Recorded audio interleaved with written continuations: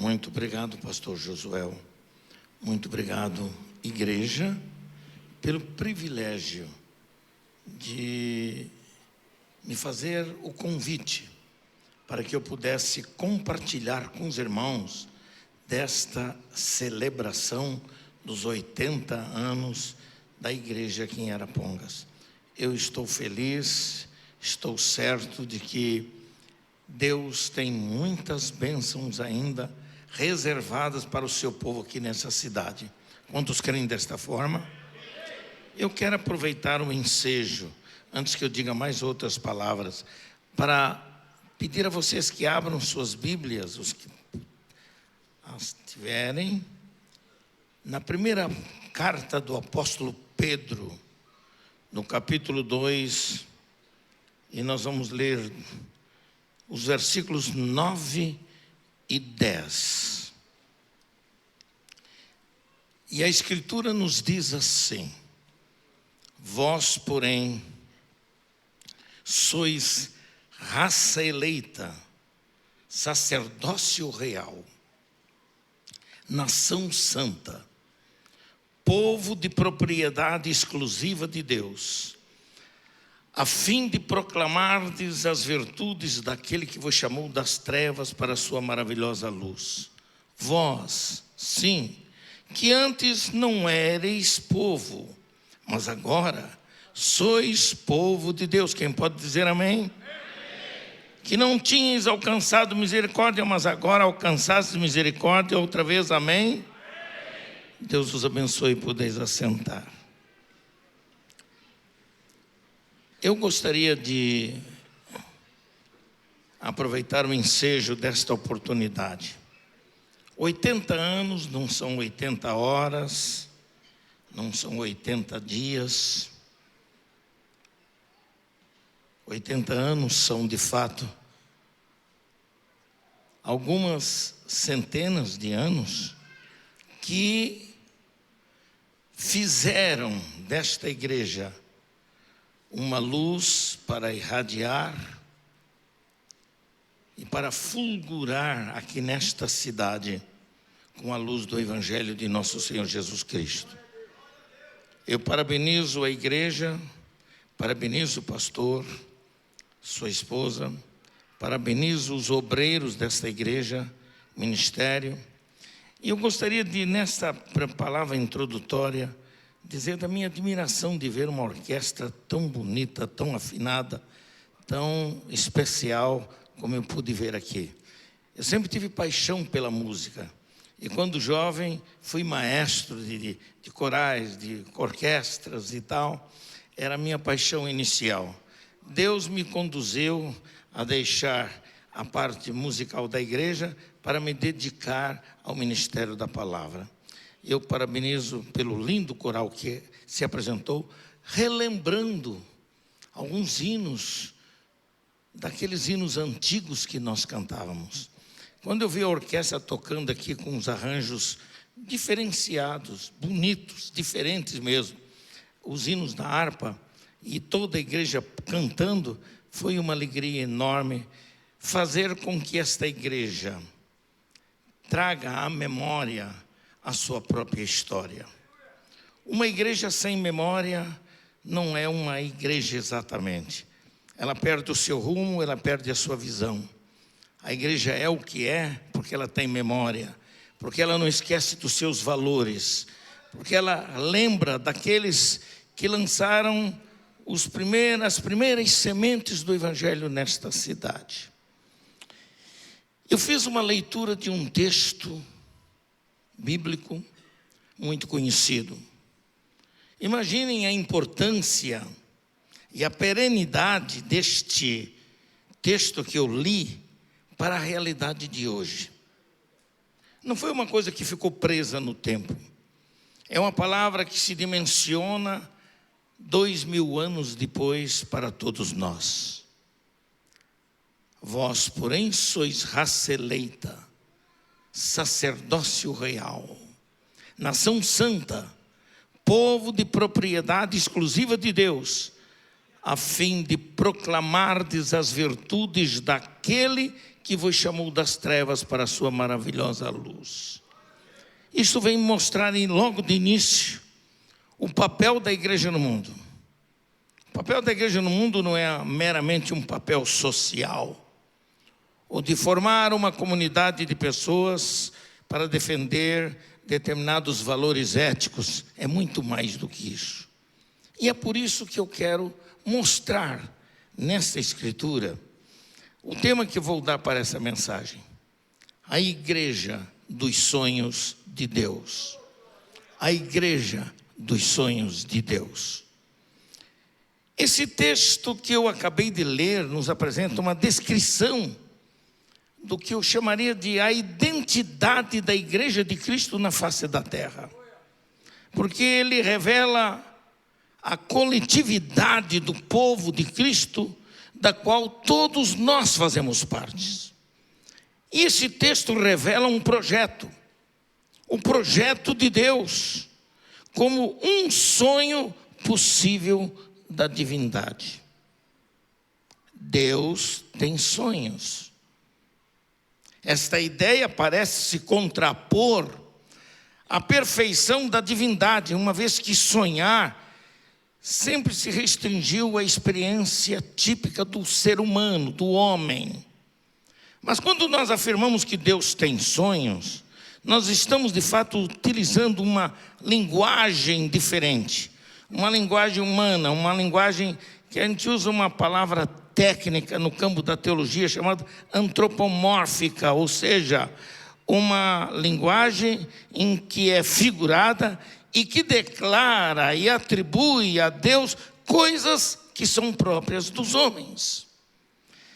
Na verdade, quando nós declaramos que a igreja é um sonho de Deus, nós estamos trazendo à tona um projeto que ainda foi elaborado antes de todas as coisas e foi elaborado na eternidade.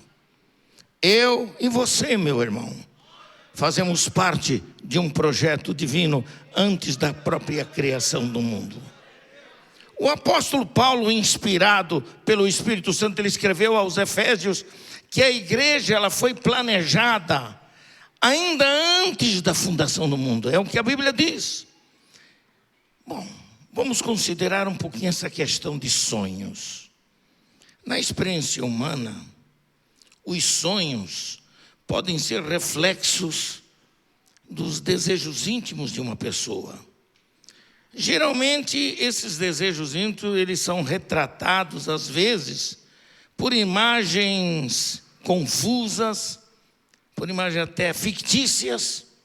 Aqueles sonhos que a gente não, ao acordar, passa rapidamente, a gente não se lembra mais dele e do que aconteceu ou deixou de acontecer. Entretanto, quando nós falamos dos sonhos de Deus, e os sonhos de Deus se entendem aqui por uma visão diferente. Porque se entendem como previsões de Deus projetadas para ser realizadas. Então, o que nós entendemos? Não há ficção nos sonhos de Deus. Não há fantasia nem devaneio nos sonhos de Deus. Os sonhos de Deus são projetos possíveis e são projetos realizáveis. E a igreja é um sonho idealizado pela divindade. A igreja não é uma obra do acaso. A igreja ela foi criada com uma vocação. A vocação de ser exatamente o fruto desse projeto divino. Não se trata aqui de fazer algo para ser. Se trata em ser aquilo que foi projetado para ser antes de se querer fazer alguma coisa. Vou explicar melhor. A igreja atual ela precisa desenvolver a consciência de ser quem somos nós. Não apenas a pregação do dever ser ou daquilo que devemos fazer, mas o que somos de fato. o que somos. E Deus espera que sejamos aquilo para o qual foi projetada a igreja e para a realização do sonho divino. Nós devemos ser o que Deus espera que sejamos antes de querer fazer o que Ele projetou para fazermos. E nós sabemos que temos uma missão na terra, uma missão de representação. Eu vejo aqui um deputado estadual. Imaginam quantos projetos são discutidos na Câmara Estadual. Imaginam quantos sonhos que às vezes eles são esquecidos e vão para a pasta do esquecimento real. Mas quantas vezes esses sonhos são levantados, são relembrados, coisas que se querem fazer. A igreja não é uma mera representação social. A igreja não é um mero grupo comunitário. A igreja é mais do que isso. A igreja reflete na sua comunidade, que diz respeito à comunhão que nós exercemos entre nós. Ela representa, de fato, os interesses do reino de Deus na face da terra. Sabe por quê? Porque a igreja de Jesus Cristo, ela foi tirada do sistema mundano, governado e dominado por Satanás, para receber um novo rei. E o nosso rei chama-se Jesus Cristo. Ele é o Rei dos Reis, Ele é o Senhor dos Senhores. É Ele quem, de fato, comanda todas as coisas. Muito bem. Como identificar a igreja dos sonhos de Deus na Bíblia? Como identificar isso? A Bíblia Sagrada, ela nos apresenta o retrato da igreja, que é o retrato de um povo. E quando o texto diz assim, que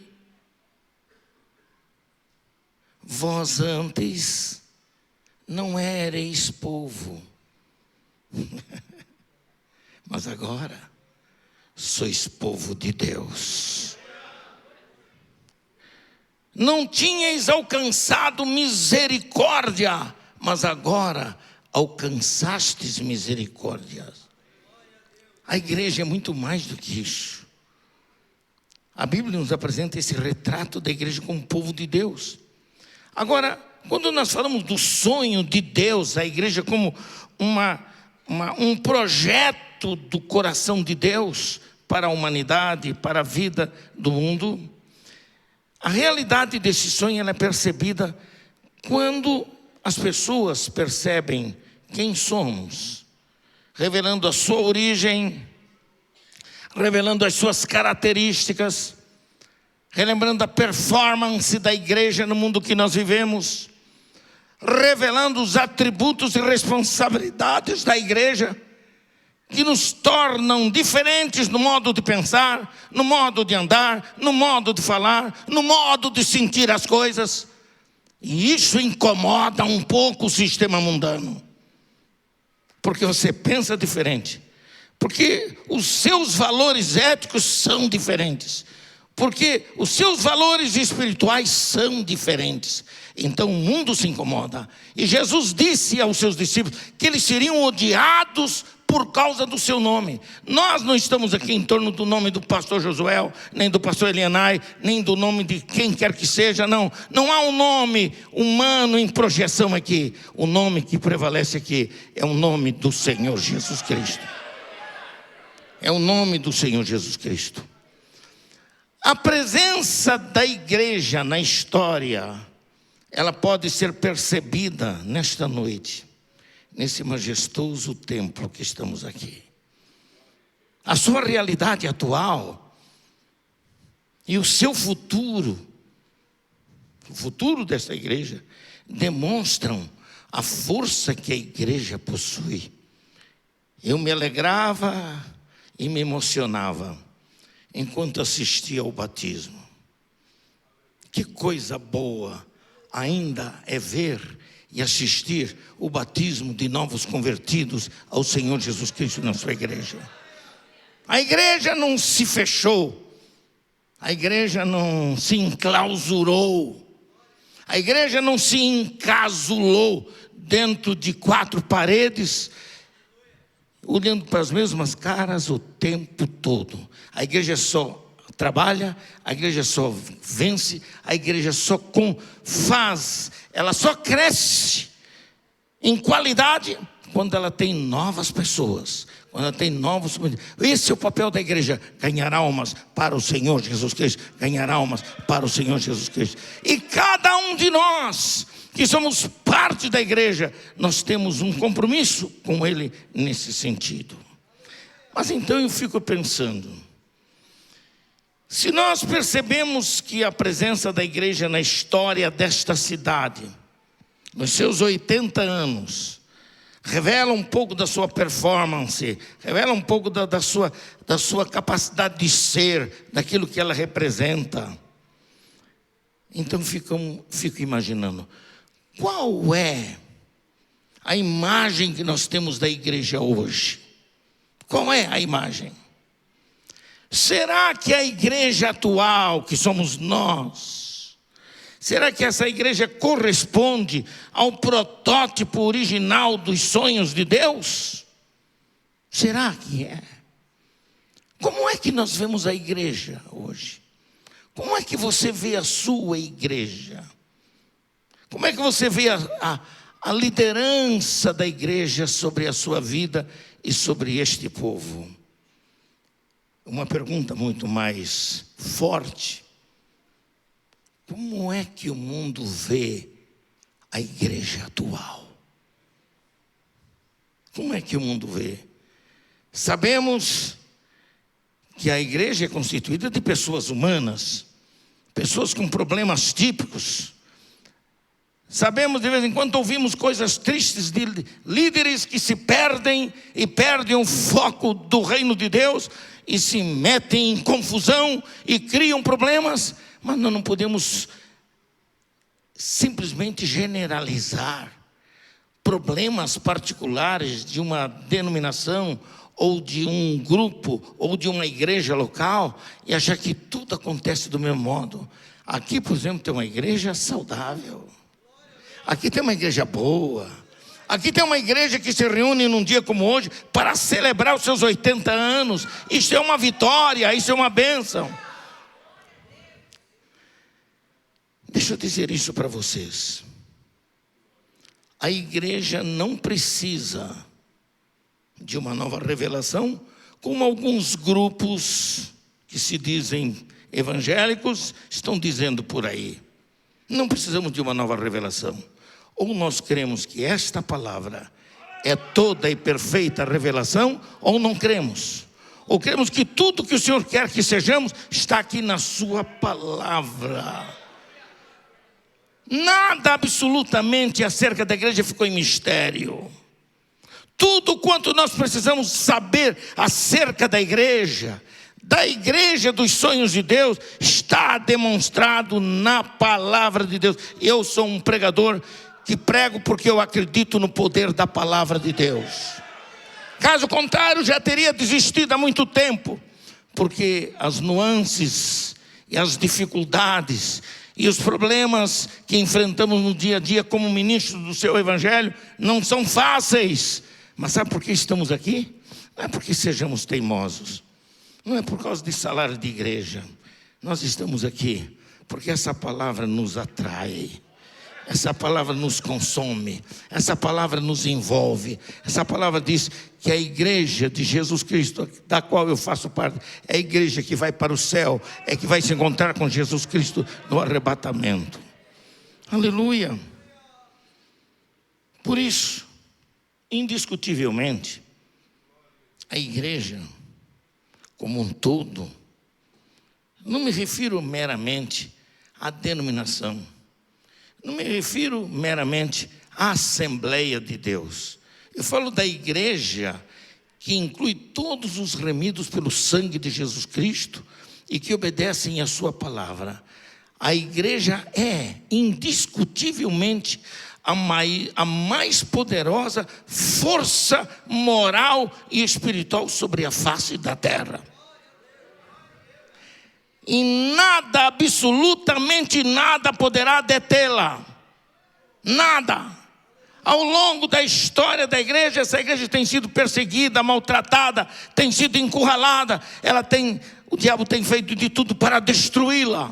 Destruindo, matando pessoas, cometendo as coisas mais absurdas na história. Mas a igreja está aqui por quê?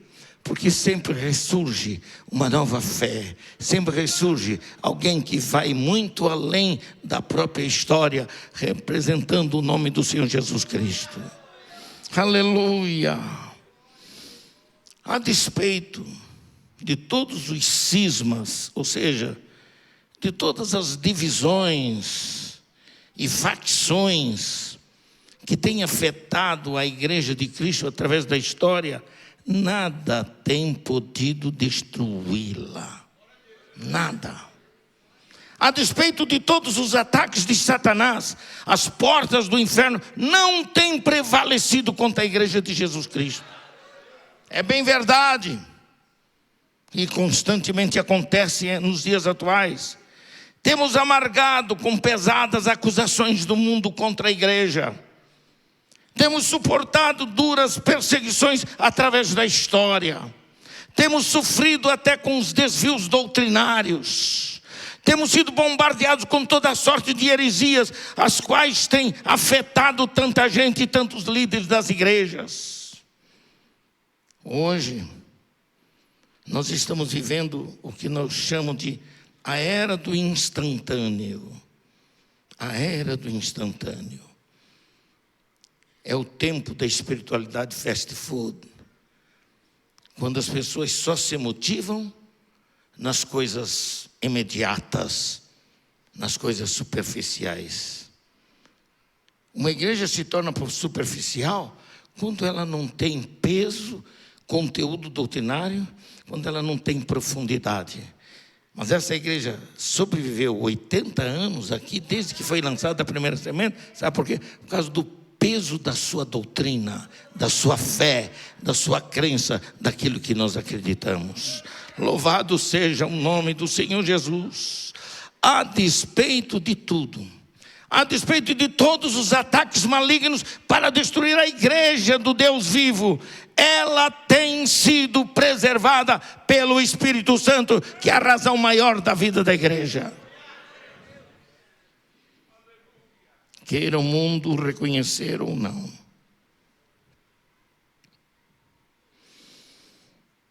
A igreja tem sido a mais poderosa força moral e espiritual sobre a face da terra. E o Espírito Santo, que é quem manda aqui, não é o anjo Gabriel, não é qualquer outro anjo. Essas igrejas que andam pregando aí a invasão de anjos entrando na igreja, dando bênçãos e dando dons espirituais, isso é heresia. Os anjos não podem tomar o lugar que pertence ao Espírito Santo. É o Espírito Santo quem guia. Jesus prometeu enviar o seu Espírito Santo para guiar, para dirigir, para orientar, para lembrar, para fortalecer a igreja. Aleluia, aleluia, aleluia. Aleluia. E o Espírito Santo é aquele que mantém e preserva a igreja como sal da terra, que detém a corrupção total dos valores mais sagrados da sociedade. A presença da igreja na terra, indiscutivelmente, tem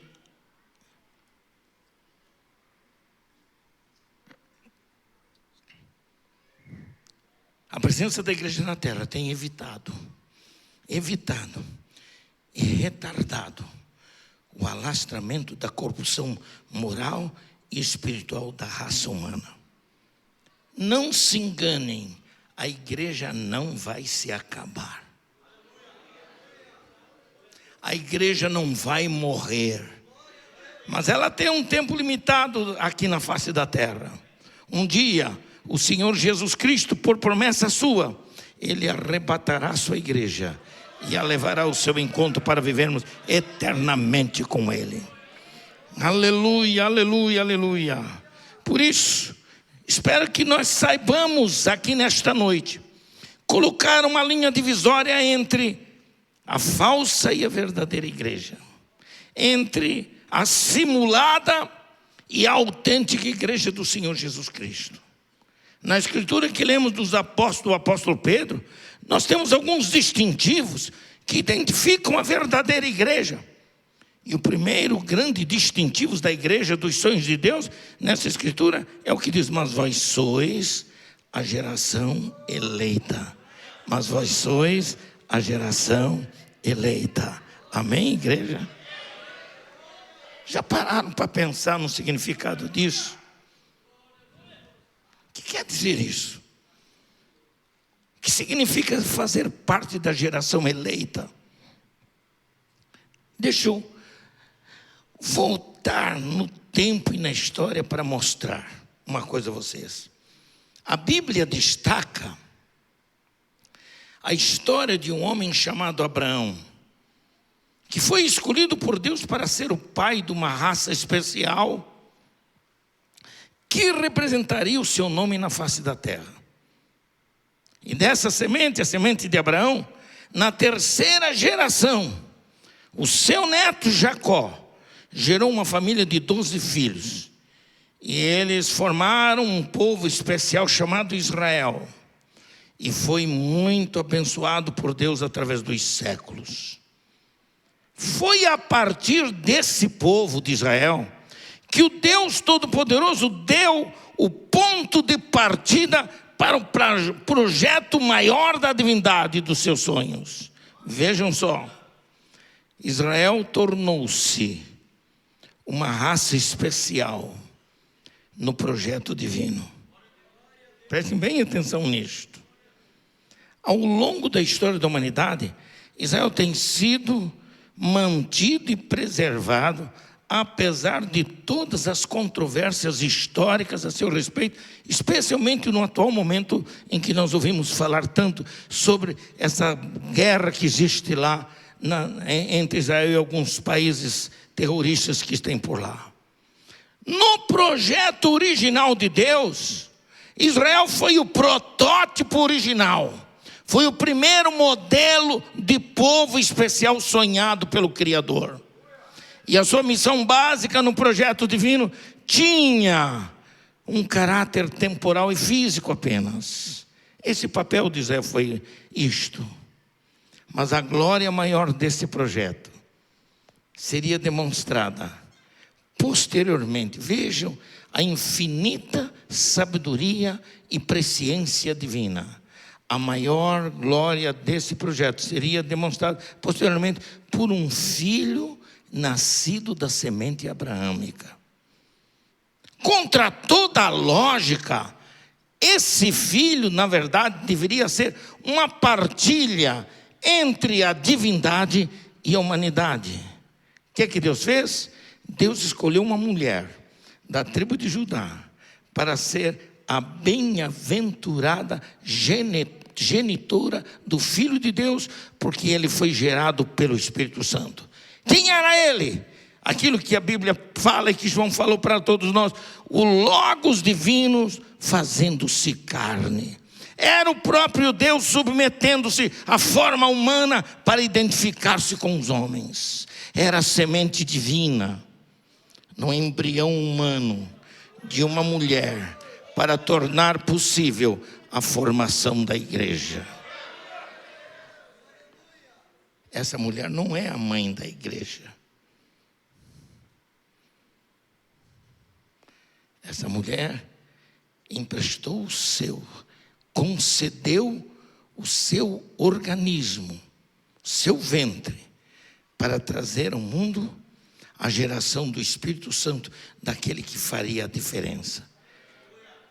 Na verdade, Israel havia cumprido o seu papel na história. Israel foi um modo pelo qual Deus desvendou-nos o mistério da sua soberana vontade. E sabe o que diz o apóstolo Paulo em Efésios 1, 8 e 9? Diz assim: ele declara aos Efésios que Deus derramou abundantemente sobre nós em toda sabedoria e prudência, desvendando-nos o mistério da sua vontade, segundo o seu beneplácito que ele propusera em Cristo. Esse mistério não existe mais. Esse mistério já foi desvendado. Esse mistério já foi revelado. Por isso que quando aparecer algum pregador aqui dizendo, mistério, tem mistério aqui, não vá atrás dessa conversa. A Bíblia não tem mistérios. A Bíblia é a plena e total revelação da vontade soberana de Deus. E é isso que importa para nós. E é isso que nós precisamos aprender e a reconhecer. Diz a Bíblia o seguinte, que o clímax da revelação desse mistério havia chegado ao seu tempo próprio. Se Israel não pôde cumprir, se Israel não pôde preencher a plenitude da vontade de Deus nesse sentido, pelo menos aconteceu uma coisa. Havia chegado o seu tempo próprio, porque Jesus, não outro ser, mas Jesus foi a revelação do projeto sonhado por Deus. Sabe o que é que diz a Bíblia? Que o propósito da divindade para esse projeto era o de convergir em Cristo, na plenitude dos tempos, todas as coisas, tanto as que estão nos céus, como as que estão na terra. Como entender um versículo como esse, quando você se depara com ele lendo esse texto? Deixa eu dizer isso a vocês, que a chegada da plenitude dos tempos significa que a medida do tempo de Deus para o mundo havia chegado. E Jesus preencheu essa medida. Amém, igreja? O projeto da igreja agora partiria para a sua concretização culminante, a coisa mais extraordinária. Imaginem, de duas sementes humanas, constituída de judeus e gentios, seria formado uma nova raça, um novo povo, uma nova geração, uma geração especial que se chamaria igreja. E deixa eu dizer mais uma coisa para vocês. É por isso que não há diferença entre nós. Não há diferença de etnia, de raça, de sangue, de nação. Não há. De preto, branco, vermelho ou amarelo. Não importa. Essas cores representativas das raças humanas na face da terra. Não há. Hoje, o que importa no nascimento de um ser é a relação de sangue. E a relação de sangue da igreja não seria mais do Israel físico, mas seria a relação de um novo sangue. Um sangue incontaminado. Um sangue poderoso. Aleluia. A relação de sangue da igreja seria de um sangue energizante que daria vida a uma nova geração, a uma geração espiritual extraordinária. Eu e você, meu irmão, conscientize-se disso, fazemos parte dessa geração espiritual. No projeto divino, foi o Espírito Santo quem gerou no ventre de uma mulher, aquele cujo corpo seria identificado como o corpo de Cristo, a sua igreja. Escutem isso. Assim como uma igreja tem dores e sofrimentos na geração de um filho, assim como uma mulher tem dores e sofrimentos na geração de um filho, faz parte da vida do ser humano e das famílias. Assim também a igreja foi gerada com muitas dores e sofrimentos. O Calvário foi o leito dessa geração nova. E essa nova raça foi formada exatamente naquele lugar ermo e solitário chamado Calvário. Foi naquele lugar de angústias e de dores que o sonho de Deus realizou-se. E é por isso que nós estamos aqui. somos a raça que compõe a igreja do Senhor Jesus Cristo. E quando o apóstolo Pedro usou a palavra raça, ele usou a palavra raça para identificar o tipo de gente que haveria de compor a igreja. É uma coisa fantástica, né? Se antes o judeu tinha que ter nariz de judeu, tinha que ter roupa de judeu, tinha que ter estatura de judeu, tinha que ter a cor dos cabelos de judeus. Mas a nova raça tem branco, tem preto, tem amarelo, tem vermelho, tem gordo, tem magro, tem pobre, tem rico, tem todas as raças, de todas as etnias. Nós formamos a nova raça, o novo povo de Deus, aleluia, aleluia, aleluia, aleluia. E os genes dessa raça especial é algo que eu chamo de o elemento suprabiológico, porque as características desses genes é espiritual. O aspecto genético da igreja não pode ser explicado nem investigado pela ciência humana, porque a igreja é um projeto de Deus. Amém, irmãos? A formação da igreja como raça especial no mundo que vivemos foi feita para fazer a grande diferença no mundo. Eu tive uma oportunidade de ir ao Japão, ir à Coreia do Sul, e fiz questão de visitar a igreja de Cristo naqueles lugares. Com todos aqueles costumes, aqueles jeitos especiais daquele povo lá asiático, eu fui numa igreja no Japão, e eu disse para um pastor que disse: quero que você me leve a uma Assembleia de Deus japonesa, mas não quero que eles saibam quem eu sou, não quero me identificar. Eu quero estar no culto, eu quero participar do culto. Eu não entendia nada do que eles falavam, irmão. Cantavam, falavam, mas eu descobri algumas coisas que eram idênticas, que eram sinais evidentes de que aquela igreja era a minha igreja. Quando eu vi japoneses falando em línguas espirituais, quando eu vi um japonês se levantar e começar a profetizar mensagens de conforto para o povo, quando vi crentes batizados com o Espírito Santo falando em línguas, então eu entendi: essa é a minha igreja, esse é o novo povo, é a nova raça, é a nova raça. Imagina que coisa fantástica será no dia em que o Senhor ordenar ao arcanjo que toque a trombeta. E a trombeta, que é o sinal de convocação, diz a Bíblia que será num momento, num abrir e fechar de olhos. Essa expressão, num momento, num abrir e fechar de olhos, não é a que está na palavra original lá na língua grega do Novo Testamento. Foi o máximo que os tradutores encontraram para dizer o que é. Porque a palavra momento ali aparece num átomo. E um átomo é uma unidade indivisível de tempo. Sabe o que quer dizer? Naquele dia não vai dar tempo de gritar, não vai dar tempo de chamar pelo papai, pela mamãe, pelo filho, pela filhinha. Naquele tempo, os preparados simplesmente ouvirão a voz e já estarão lá em cima na presença de Deus. Você crê nisso, irmãos? Quantos estão aguardando a vinda do Senhor Jesus Cristo? E ela está mais próxima do que nós podemos imaginar. Louvado seja o nome do Senhor. Por isso, como igreja, irmãos, nosso estilo de vida, nossos costumes, nossa linguagem, nossa ética e comportamento se impõem pela distinção. Fazemos a distinção. Não se trata de raça no sentido físico, mas se trata de um tipo de gente, aleluia, que inclui todas as línguas, cores, etnias e regiões geográficas do mundo. Como igreja, tornamos-nos uma etnia especial.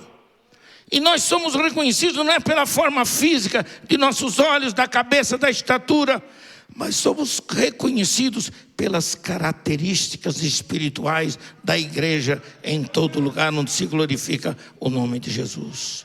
Nós temos uma homogeneidade cultural e espiritual capaz de fazer diferença no mundo que vivemos. E é isso que deixa Satanás muito bravo. Porque como raça especial, a igreja foi dotada de uma capacidade de gerar filhos espirituais. Foi isso que eu vi acontecer aqui hoje. Filhos espirituais. Aqueles que foram batizados são a geração de filhos espirituais gerados pela igreja. A igreja foi dotada dessa capacidade de gerar. Muitos cristãos, me permitam, se tornaram estéreis, espiritualmente falando. São cristãos híbridos, que não produzem nada, mas que precisam do Deus de milagres em suas vidas. Eu creio num Deus de milagre para o último momento da história da igreja na face da terra. Se você aguarda a vinda do Senhor, saiba que está por vir, e vem logo, e vem logo. Se nós acreditarmos nisso, um avivamento tal, que fará com que a igreja mostre a sua força, o seu poder de eficiência, para mostrar o poder do reino de Deus sobre a face da terra. Louvado seja o nome do Senhor Jesus Cristo. Nosso Deus tem o poder de transformar sementes híbridas em sementes produtivas. Se você tem sido um crente híbrido, um crente que não produz nada, está na hora de se acordar, meu irmão. Está na hora de se acordar para a realidade. Nós somos a geração eleita de Deus. Nós somos gerados para gerar outros filhos na fé. Nós somos gerados sob a égide da palavra de Deus. E lamentavelmente, pastor Josué, a igreja deste século tem gerado filhos mal formados, deformados e até desinformados. A igreja dos sonhos de Deus, a despeito do diagnóstico assustador que eu estou apresentando, ela ainda está viva. A igreja está viva. Quem está vivo aqui? Aleluia. Nós somos a geração eleita. Nós somos a igreja dos sonhos de Deus. Nós temos um papel final na história que precisa ser cumprido. Eu não tenho mais tempo para entrar em detalhes, mas eu só quero dizer uma coisa para vocês hoje. A Bíblia diz assim: antes não erais povo, mas agora sois povo de Deus. No projeto de Deus, Israel havia sido escolhido para ser o povo especial da divindade na terra. Mas Israel falhou e Deus projetou um novo povo. Mas o que significa um povo? Segundo algumas definições, um povo se constitui de um conjunto de indivíduos que falam geralmente a mesma língua, que têm costumes e hábitos idênticos, que possuem afinidades de interesses, que desenvolve uma história e tradições comuns. Isso é um povo. E o Espírito Santo revelou a Pedro que a igreja era esse povo peculiar, que se constituía de gente especial e que estaria acima de outros povos no mundo. Por isso somos chamados de propriedade exclusiva de Deus, no sentido de que esta exclusividade não implica qualquer discriminação. Toda e qualquer pessoa neste planeta, irmãos, independente da raça, da língua, da cor, ao aceitar a Cristo como Salvador e Senhor, é recebido neste corpo. Participei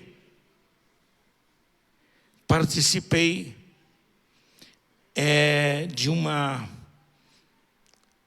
Conferência Mundial Pentecostal, na maior Assembleia de Deus no mundo, que fica na Coreia do Sul. Hoje já está falecido Paul Yo-Cho, um homem que o Senhor o curou poderosamente, e por sua cura no seu corpo, ele se tornou o maior líder de uma igreja pentecostal. E eu tive o privilégio de participar de um dos cultos, participei de vários, mas entrei num dos cultos. E quando estava naquele culto, mesmo com traduções que vinham facilitando para os estrangeiros que estavam presentes, Eu nunca vi tanta glória de Deus. Eu nunca vi tanto crente falando em línguas estranhas. Eu nunca vi tanta alegria e gozo do Espírito Santo como eu vi naquele culto. A gente não se aguentava, irmão. Sabe o que é? Sabe o que a gente ia sentado e tremer o corpo por causa da glória de Deus naquele culto? Quem estava lá? Gente de várias nações do mundo inteiro. Do mundo inteiro, um ao lado do outro, dando glórias ao único Rei, ao único Senhor, Jesus Cristo, Jesus Cristo, Jesus Cristo, aleluia. Por isso nos tornamos povo especial, povo de propriedade exclusiva de Deus. Louvado seja o nome do Senhor. E termino dizendo o seguinte, que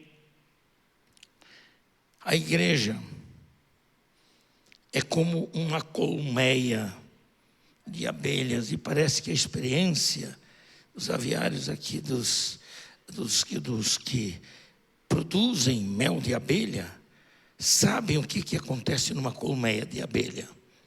Uma colmeia de abelha, geralmente ela tem uma vontade coletiva que a torna vibrante no mundo que ela vive. Aquele barulho constante de todas as abelhinhas trabalhando pela sua rainha. Numa colmeia de abelhas, a vibração, atividade, serviço organizado, edificação, unidade, ritmo de vida, multiplicação.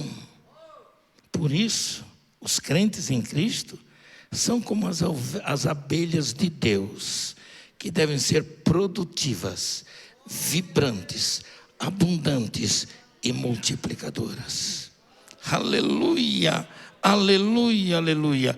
É bem verdade que de vez em quando aparecem os zangões que atacam a colmeia. Mas as abelhas operárias, elas se unem, formam um exército forte e tenaz contra os zangões. E os zangões acabam morrendo ou fugindo da colmeia. A igreja, aleluia, é um povo operário. É um povo tenaz e unido. É um povo que se posiciona contra os zangões espirituais que querem destruir a nossa colmeia e querem roubar o nosso mel. Somos o povo poderoso de Deus na face da terra. Precisamos nos impor com força para defender nossas origens e manter a igreja que Cristo criou e instituiu na face da terra. Nos 80 anos dessa igreja, eu não podia deixar de pregar isso aqui, pastor. Eu sei que uma mensagem talvez um pouco diferente do que vocês estão acostumados. Eu não vim aqui para fazer ninguém subir pelas paredes. Eu vim aqui para pregar uma mensagem de reflexão, de seriedade, debaixo da unção do Espírito Santo. E eu estou debaixo dessa unção. E eu quero agradecer a Deus com vocês. Eu quero que vocês façam uma oração diferente agora comigo.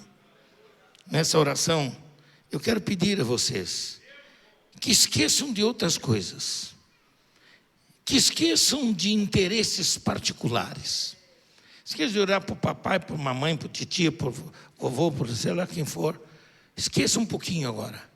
Eu quero que você ore por si mesmo e diga: Senhor, eu sou parte desse povo operário. Eu sou a abelhinha da tua colmeia, a tua igreja, e eu quero produzir mel suficiente para alimentar as multidões e as necessidades das pessoas no mundo que precisam conhecer o doce da palavra de Deus.